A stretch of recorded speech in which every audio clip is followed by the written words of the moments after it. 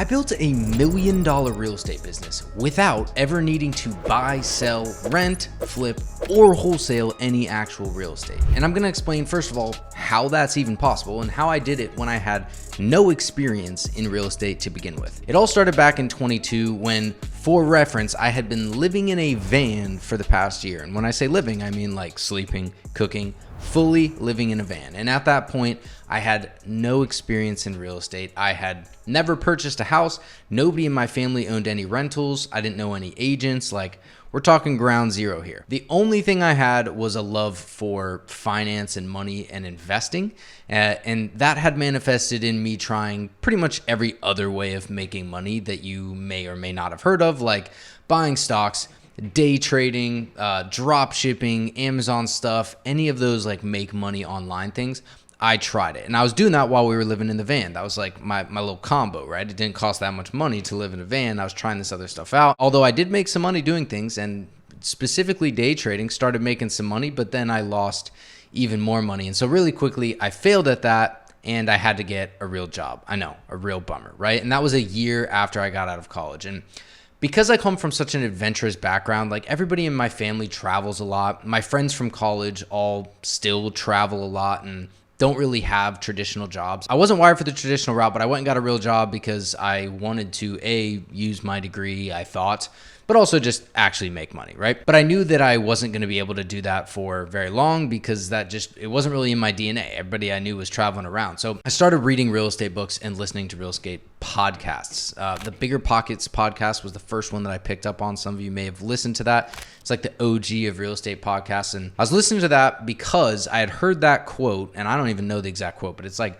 90% of millionaires were made through real estate, right? And I'm like, okay, well, I don't know anything about real estate, but it seems to be working for all these other people. And if there's one thing I know, it's that if it works for other people, it can work for me. So I started listening to those podcasts and I came across this book called Set for Life by Scott Trench. Basically, the concept behind it was you go buy a house, you live in it for a couple years, and then you rent it out and you get another one. And you repeat that 5 times. And after 10 years, you'll own 5 houses. Those houses will appreciate, and in 30 years, that'll be enough money to, retire off of comfortably, right? So that was the concept, and I became obsessed with it. I was like, yes, this is what I want to do. It's not even that hard. It sounds pretty simple. Go buy a house, figure that out. Now, at the time I was living in Montana in the van. There's no real estate around there, so I knew I had to go somewhere else. And so I ended up looking for this job and deciding on Florida because that's where I'm from. And for reference, for people that are like, well, how are you going to buy this house? You've been living in a van. Like, it's so hard to buy a house in these day and age. To be fair, I lived in a van. I worked at a raft guide company and I was able to buy a house. It only cost like $15,000 or $20,000 down. I saved that up while working as a raft guide. So it's possible, okay? So I bought my first house in 2022 because of this idea of house hacking, right? Of buying things and getting stuff done. And when I bought the house, the goal was turn half of it into an Airbnb, which again, I had never done this before. This was like purely driven off of books and podcasts at this point. And so I spent the next couple months turning that thing, part of that house, into an Airbnb to split the rent, right? To make it like kind of a duplex. And somehow it actually went really well. I also had no experience in construction. I was purely watching YouTube videos, but we were able to turn that thing into an Airbnb and get it rented out in a couple of months, right? So things were going great. And now I've got this track from this book that I've read that's like, okay, you got a house hack once every 2 years. And it's been like 2 months. And I'm like, well, what do I do now? I want to keep going. Like that was fun. It went well. I want to keep buying real estate, but the path that I was on was I had to wait 2 years. So of course, I got impatient and I found what's called creative finance. I started Googling on this was before ChatGPT. I started going on YouTube and all this stuff and was like, hey, how do I buy more real estate when I've already used my loan and I have to sit here for 2 years? Like, what am I supposed to do? I just got a new job. I have no past history, all that stuff. And creative finance kept popping up. And what creative finance was fundamentally was buying houses without getting your own loan. Perfect fit. And so I get into creative finance. I start watching all of these videos and eventually I make the decision to pay for a mentorship, which sounds crazy, which is funny because we're willing to, go get 4 years of debt for college when half of you guys probably aren't even using your degrees. But for some reason, it's crazy to pay for mentorship. But anyway, I paid for mentorship to get around people that were doing creative finance and learn how to do it myself because again, at this point, zero connections in real estate. Like I had bought this house and house hacked it, and that was it. I no other connections. I was trying to figure out, okay, how do I get into this stuff? And I got around other people that were in the same spot. And a really cool thing that I've learned that might help you too is get around people who have a similar goal to you that are kind of in the same position. And then also try and get around people that are like just a few steps ahead. It always feels so daunting when you look at the people that have been doing stuff for 10 or 20 years and you're like, I have no idea how to get where they are. But if you look at people that are just a few steps ahead, then it becomes a lot more tangible. I hope that's what I can be for you in this video, because again, we're talking about something that was just a few years ago, and now we're running this $1 million real estate business that I'm going to talk to you guys about in this video. So I'm not that far ahead, and hopefully that can inspire you or help you a little bit along the way. But I was trying to get into this creative finance stuff, and I was thinking I was going to buy more houses, right? That was my goal. I was like, I bought this one house, I want to buy more. But then that quickly shifted to actually I want to make money in real estate, because at the time those were kind of disconnected. But I realized, wait, I don't want to keep this engineering job that I just got, even though I just got it, because I know that that's not going to allow me to, adventure and have free time and all of this other stuff. I was driving a 2+ hour commute every day on top of my job. So I was like, I got to get out of this crap. So then it shifted to, okay, instead of buying houses, how can I make money in real estate? Like, what are my options? And wholesaling was the hot topic at that time, at least in the space that I was around. I saw people my age doing it. And so I figured, let me do that. And if you don't know, wholesaling is a very simple concept in real estate. It means that you go find a house and you get that house under contract to buy. And then you find somebody to go buy that house for more money, and you make the difference. So for example, if you were to go find a house for $200,000 and you found somebody that wanted to buy it for $220,000, then you could make a $20,000 profit. In theory, it gets a little bit harder than that. We'll talk about it, but that's the theory behind wholesaling. And if you wonder, well, where would you find somebody to buy it? That's where you get into these mentorships, right? You get surrounded by people doing the same thing, and then all of that stuff becomes a lot more clear, even if you're somebody like me with no prior connection. So I get into wholesaling, and I'm trying to figure that out for the first 9 months. Now, mind you, I'm not like just sitting and watching videos. I'm on phone calls. I'm trying to send contracts out. I'm making offers consistently. I had that part down for 9 months. And I had no luck. I was not making any progress. Well, it didn't feel like I was making any progress, and I certainly wasn't making any money. And then I had my first major breakthrough 9 months in. And the interesting thing is, even though I didn't feel like I was making progress, I was actually establishing one of the things that I believe to be the most important parts of getting into any business, which is the concept of confidence. It's knowing the material and becoming an expert in that field, whatever it is, because once you have that, then everything else becomes a lot easier. And so I was obviously developing that stuff. I didn't feel like I was feeling, let down and taking longer than I expected and all that good stuff. But it turns out I was building confidence. And then I had this crazy day, right? So check this out. One day I'm on the phone trying to close a deal. I can't get it closed, but I met somebody who can help me get it closed. They needed a lender to explain something. I had met a lender. I got that lender on the phone, and they helped me close the deal. Couldn't even pull it off myself, but I got that deal closed, right? Big deal. Went home, was like, oh my gosh, first deal under contract. This is amazing. And I kid you not, 2 hours later, I closed my second deal. 9 months with no deals, and then I closed my second deal 2 hours later. And the way I did it was I just referenced the deal that I had closed 2 hours earlier and used that heightened confidence. Because mind you, at that point, I felt like I was on top of the world, right? I used that extra confidence to close that second deal. So now I have 2 deals under contract. I'm like, holy crap. Those deals, by the way, were projected to profit $10,000 on both deals, right? Now, at the time, I was making $5,000 as an engineer. So in my head, and projected, let's talk about that word, right? Projected profit versus actual profit. But in my head, I was about to make $20,000, which was 4 months' salary. Mind-boggling. And I had never made money outside of a job anyways. So it was like, well, I don't even know how this works. Like, how am I going to get paid? This is insane. The story, of course, doesn't end there. And as I referenced at the beginning, I did not build $1 million business wholesaling, because those deals didn't end up closing. And they actually had me about this close to quitting real estate altogether. But that's just a part of the game, right? That was the beginning of me getting into this stuff, because I became so much more confident, and that allowed me to get more deals. And so as I started wholesaling more and more, I had my first 10K month, my first 20K month. And I think at the peak, I hit about a $25,000 month at the very peak. And I'm feeling pretty good, right? Like, we're cooking. And that goes on for, maybe 2-3 months of the what people would call the honeymoon phase, right? Where everything feels like it's going great. And then, of course, what happened? reality strikes, right? Turns out wholesaling is miserable. And I realized that after a couple months of doing it. And I'll tell you exactly what I realized. It was that every month when I would get a deal closed, if I could get a deal closed, which that doesn't even involve all the ones that fell through where I was doing, hours, months of work, cold calling and following up just for a deal to fall through and be completely defeated. But the bigger part was that every time I closed a deal, I had to restart from zero. So it was like 30 seconds of feeling good about the fact that I had made money, followed immediately by the fact that I now had to go restart and try and find another person to sell their house to me. That was brutal for me. It was absolutely brutal to realize that I had to restart every time. I was like, all right, I'm making money doing this, so it's a good start. Mind you, at this point, I'm just getting to the point where I'm like, maybe I could quit my job. Never even had really considered that because it's like, your job just pays you. People don't realize the fact that your job just pays you every other Friday or whatever, whether you show up, whether you're 100% or not. But the real world does not work like that. So it's like, if I jump out of this, what if the deals stop coming through? This wholesale deals, every time one ends, like I don't know when the next one's going to come in. So I started looking for other ways to make money in real estate. Most everybody I knew was doing the wholesale thing, but I discovered something that a few people were kind of doing, not really talking about, and it's called transactional funding, which means that they were providing short-term capital for other real estate investors. And the interesting thing about it was that there's regular loans like you've heard of, a mortgage and private loans and things like that. And those are long-term things, and at least as far as I understand it, people are typically using their own money. So it's like bankers and Wall Street people or whatever.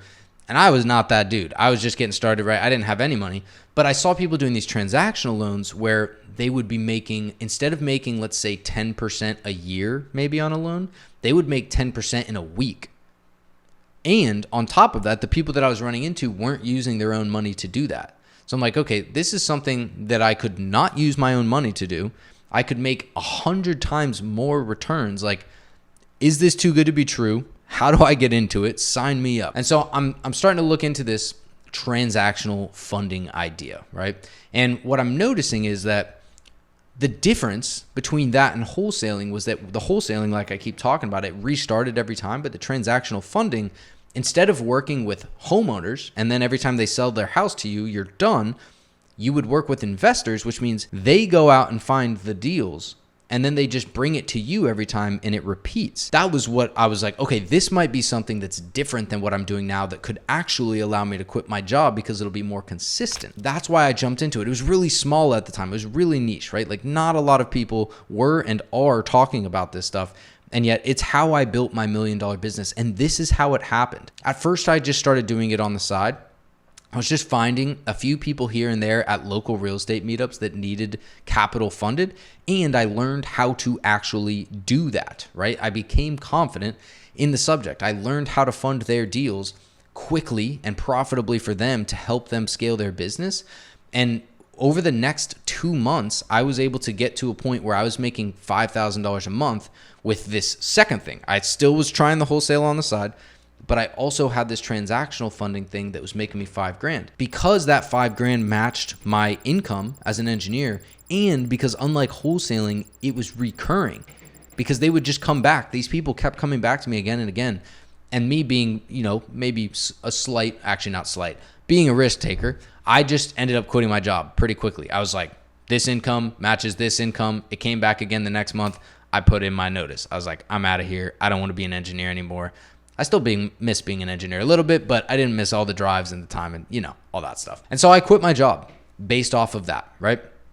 And as I continue going, the transactional funding just kind of stayed a side gig. It was something I was doing on the side. It was like people were just coming to me for money. So I wasn't really doing a lot of work, but I was grinding on the wholesale side, like full on grinding. And I remember at one point, this was like my pinnacle of wholesaling in a bad way, was I was in Arizona. So I was no longer on East Coast time. And I got a phone call at 6 a.m., woke me up from a realtor that was yelling at me about something was wrong on the paperwork and this was going on and that was going on. And I'm sitting there like, half awake listening to this realtor. And I'm like, what am I doing? Like, why? Why am I going through this, sitting here at 6 a.m. on this phone call getting yelled at for this business that isn't going to get me anywhere? It didn't even help me quit my job because I have to restart It was stressful as crap. Like, why am I doing this stuff? But I was still making money.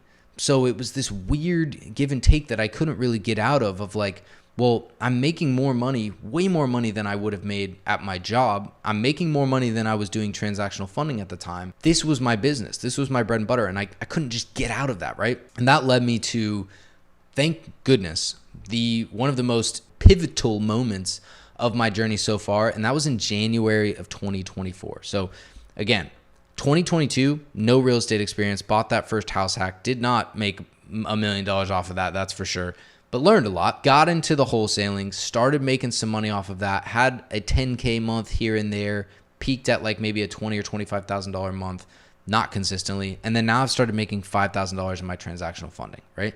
And that gets us to January 2024, where I was invited to a mini mastermind, again, of people that were in a similar position to me. We were all in that same mentorship, and we got together to basically do what we would call hot seats, which is where everybody sits down, talks about all the good in their business, all the bad in their business, and then gets outside perspective. If you're locked in grinding, if you're somebody watching this that's tried something before, it can be really easy to put the blinders on and like miss obvious stuff. I'm sitting at that mastermind and we're looking at everybody's business and saying, do this, do that. And I get up there and I break down everything I'm doing in my businesses, the revenue I'm making, and we all turn and look at the board.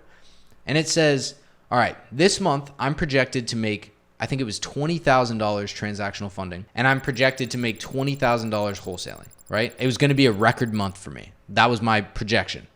More on that in a second. And we look at the board, and I was spending 60 hours a week on wholesaling and 1 hour on transactional funding. And I was expected to make the same amount of money on both. And everybody looked up at the board, and I even looked at it, and I was like, I may be making a mistake here. When you're in deep like that, it's hard to figure it out. But if you have other people around you, thankfully, then you can get out of it easier. And so everybody basically in unison said, hey, Ryan, you should probably stop wholesaling because it sounds like you're miserable. You hate it. It's not what you want to be doing. And you're making the same amount of money with literally 90% work, 90% less work over here on the transactional funding business. Dude, why do you have the headache of wholesale anymore? Because you're not me, and you have these opportunities in front of you that you're kind of like, meh. That started the waterfall that is where I am today because I shut down that wholesale business over the next couple months and I went all in on transactional funding. Now, this is the part of the story where everything becomes magical and perfect and I make $1 million. No, I'm just kidding. Did not go that way at all. That first month where I went all in on transactional funding, I was obsessed with this idea of deals, right? Obsessed with the idea of closing deals because in the mentorship I was in, for whatever reason, nobody wanted to talk about how much money they made. They just wanted to talk about how many deals they closed. They could be making $1 on every deal, but they're going to tell you that they closed 100 deals because somehow that makes them feel better about themselves. And I bought into that. And so I had this obsession with I'm going to close a deal every day in transactional funding. And I was pushing for it. I was accepting everybody that was requesting money to me, even if I shouldn't have been. I was losing track of things, losing communication, all of that stuff. And at the end of that next month, it all crashed and burned. We had deals fall through. I lost money funding deals. I didn't even know what the heck was going on. And it was the reality check of, oh, you can't just lend money places without knowing what's going on, you idiot. But I did, and it was because I had that obsession with deals. And at that point, I didn't know if I was even going to be able to keep going in real estate. Mind you, I was feeling like I was on top of the world the month before. And now I'm in a position where I'm losing money left and right. I'm trying to play catch up, trying to salvage as much as I can. Don't really know what the heck is going on. And so I had to take a huge step back. I lost a lot of money. Thankfully, I was able to recover some of the money that I had funded that month. And I had to take a step back and look at this magical thing called leverage that for whatever reason I hadn't paid attention to, which was that I could fund a $5,000 deal and make 10% profit, and that would be $500, right? But I could fund a $50,000 deal, and if I'm still making 10%, then all of a sudden I go from making $500 to $5,000. Or I could fund a $500,000 deal and make $50,000 because it was all percentage based. And getting that capital didn't make any difference because the returns are so high that once I get connected in a real estate network like I am now, raising the capital is not a huge deal. Wasn't even using my own money. I was just creating these opportunities because I had the skills and the processes to do that. And so as I'm going down the road, I start building way slower. I start being way more picky about what I'm doing, what my processes look like, vetting deals, making sure that those things are getting done correctly. And that was where things really started to pick up, right? So in that month of March of 2024, I did about 10K that month. And then I progressed from that for the rest of 2024. I did about 10K, 15K, and then I was in that like 15 to 20K range for a while until the third quarter of 2024. And that's where things really took off. In this time frame, here's another very interesting thing that happened. When I quit wholesaling, remember, I got back 95% of my time. So what the heck am I supposed to do with all of that extra time? Well, one of the things that I did was create a free community where I was teaching other people what I was doing and also sharing all the mistakes I had made about how I had lost money and all the things I had done wrong, because nobody was doing this business and I was making money in it. So I started sharing it more like, hey, this is how you run this business correctly. And so I started growing that community on School of these people that were learning how to do it. And therefore, more people were getting to know who I was. More deals started coming in. And by the third quarter, I had about 5,000 people in that free group.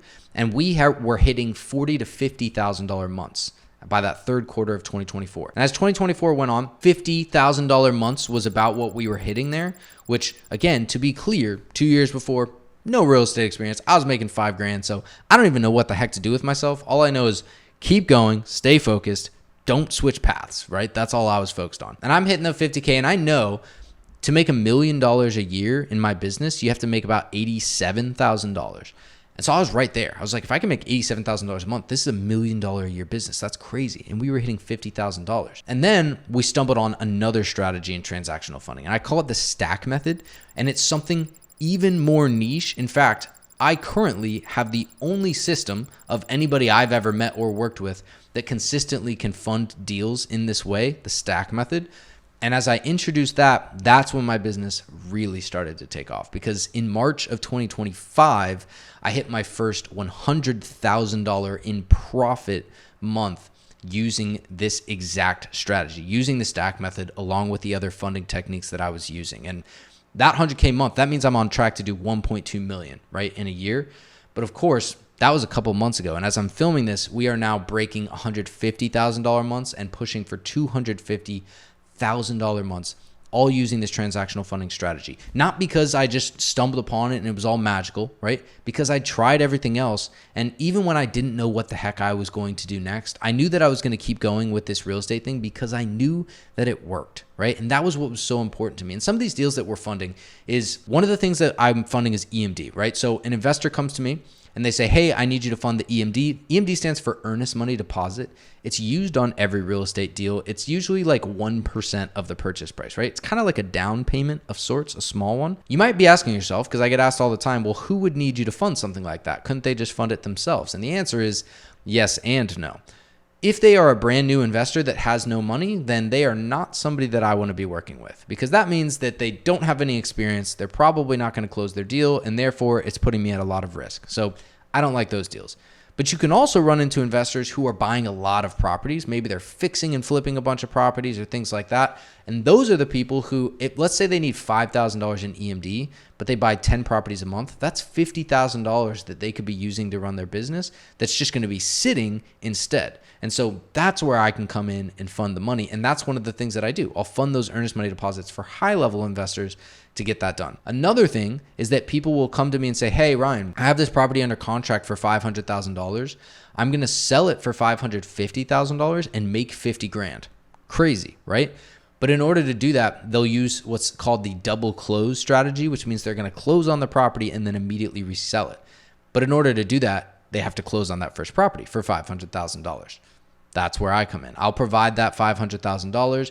I'll make like 5-10 grand in an hour funding that deal for them.